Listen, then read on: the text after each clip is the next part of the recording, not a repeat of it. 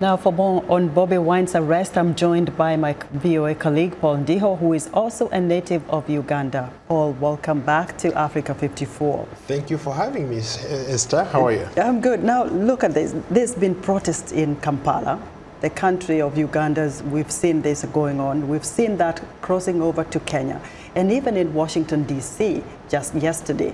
What do you make of this? Do you think the social media has played a part in all this?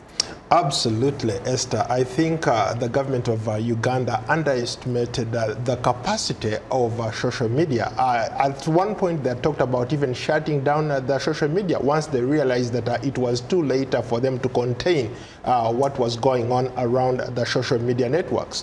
To be frankly speaking, I think social media is probably the best thing that has happened to young people across the continent, especially in places where you have long-time leaders, people who don't like anything to do with dissent.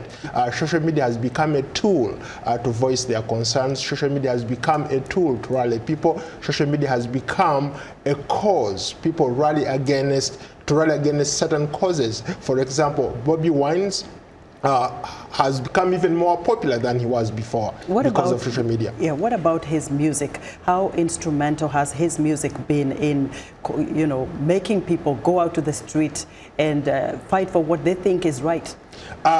Bobi Wine's music transcends borders. It cuts across boundaries. It brings people together. It rallies people against violent extremism. It's one of the things that has been able, as a singer and a producer, he's been able to figure out a way of using his music really to sell his message.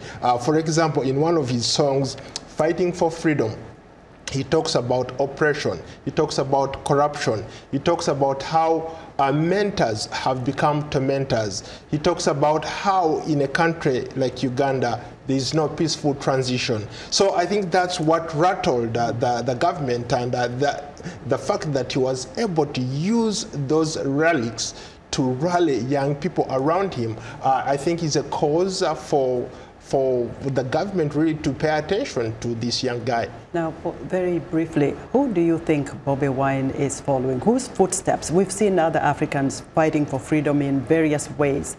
Who does he fit here?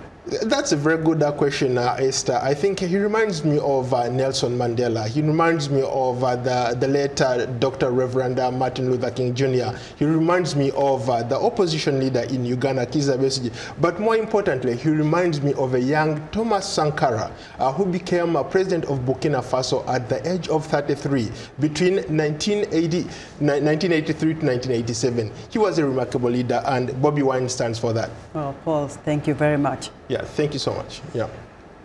VOA's Paul Ndiho with that insight.